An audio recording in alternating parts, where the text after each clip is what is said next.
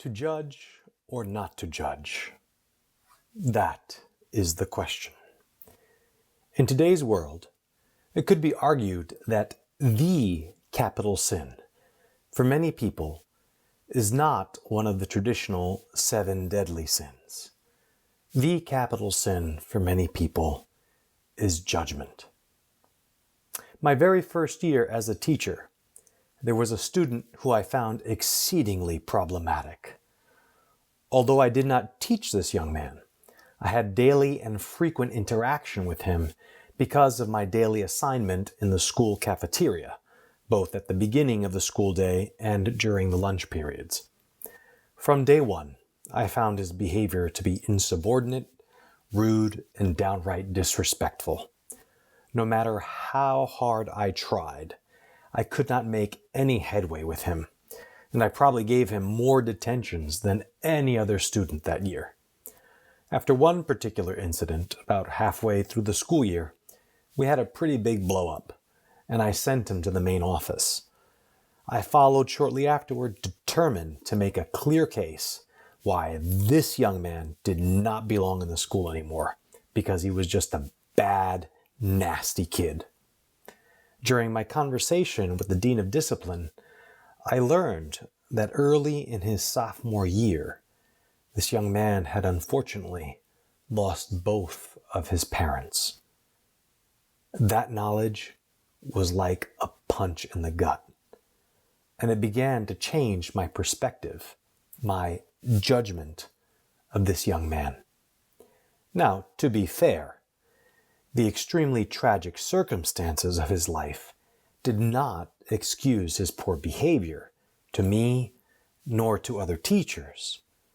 However, I came to realize that there was much more to the picture, the reality of this young man's life that I was not aware of.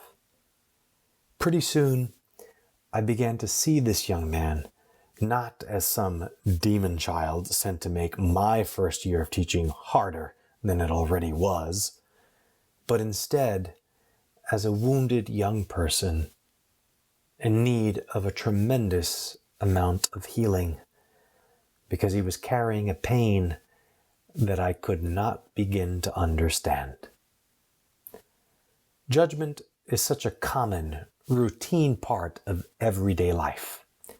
Like it or not, we all make judgments, big and small, each and every day. We judge which stores are better to shop at, or which products are better to buy.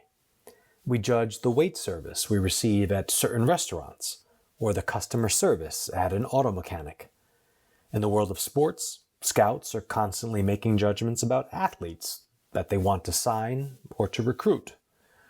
Doctors and nurses have to make judgments about patients in determining the best course of treatment or medication to prescribe.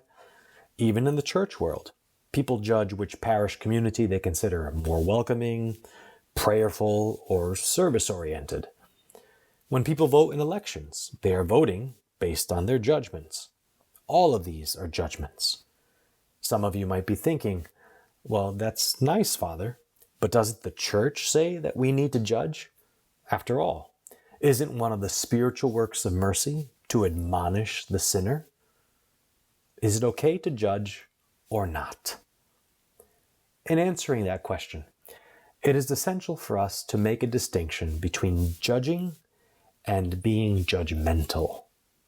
Put another way, a person can use the God-given ability or capacity to make a judgment without being judgmental.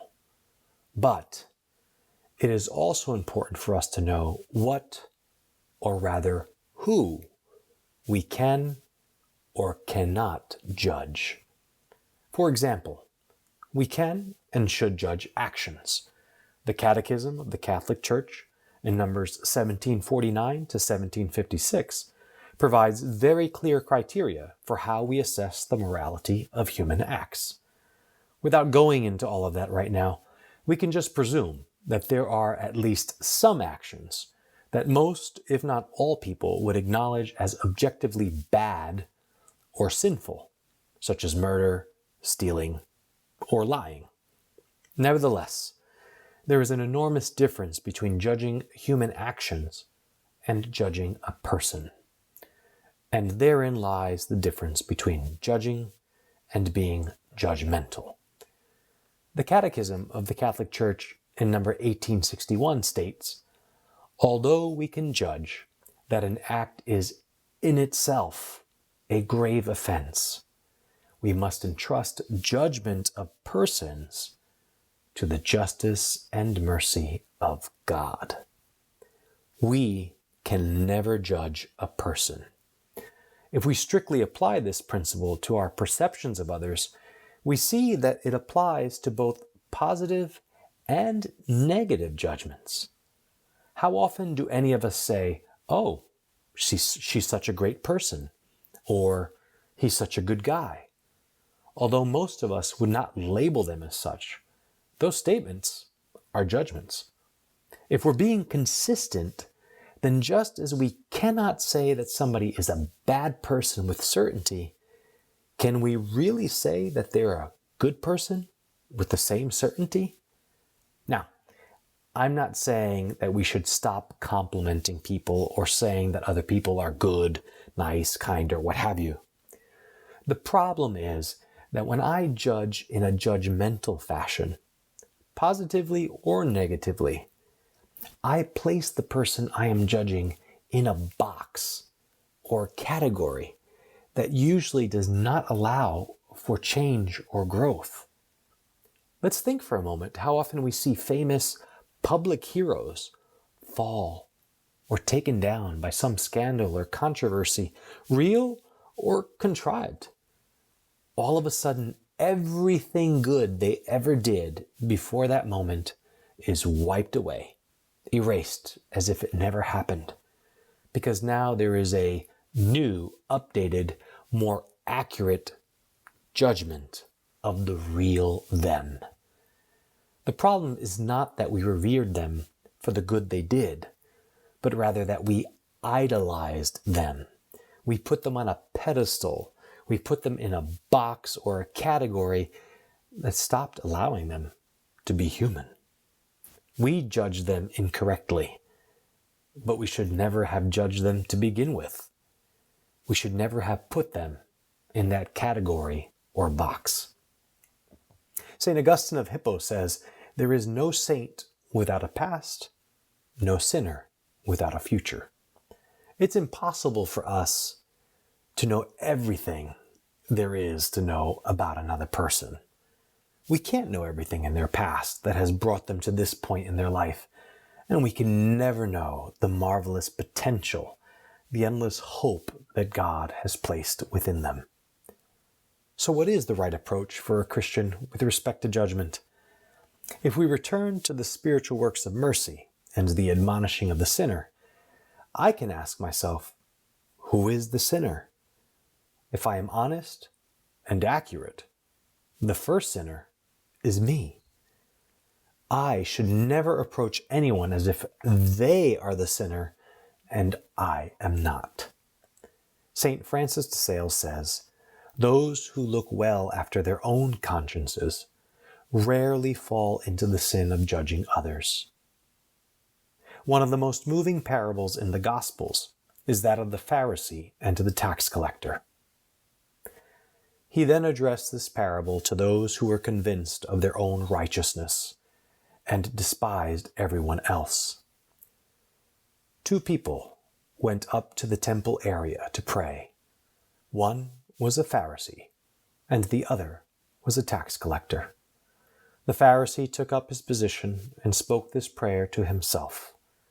"O God, I thank you that I am not like the rest of humanity, greedy, dishonest, adulterous, or even like this tax collector. I fast twice a week, and I pay tithes on my whole income."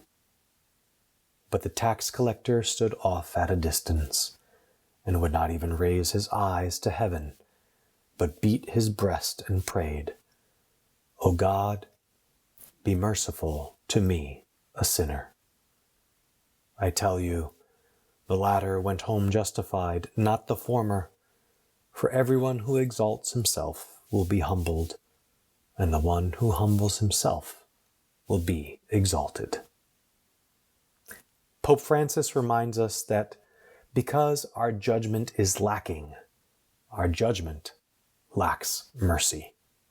And when God judges, he judges with mercy.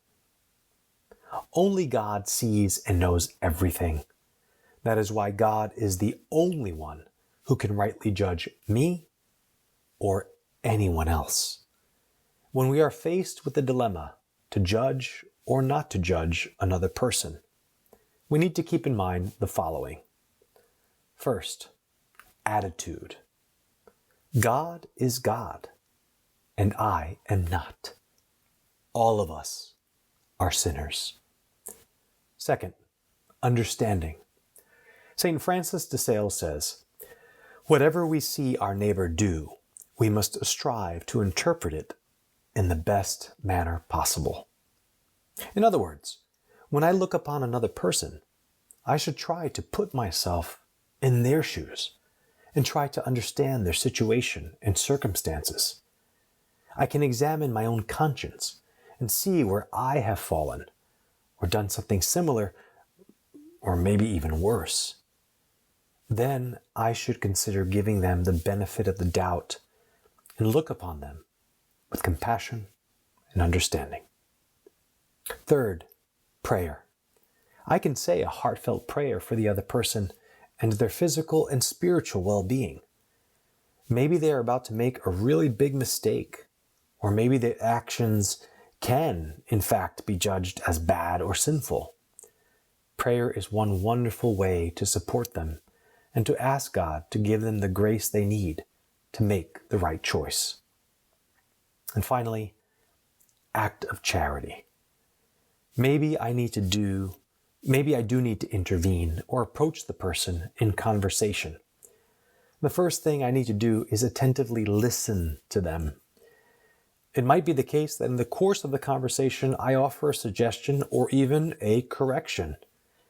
But if I really engage in an act of charity, an act of love, by God's grace, both that person and I will walk away changed for the better. When I do this, I entrust that person and myself to God's mercy, and there is no better judgment than that. God bless, protect, and keep you always.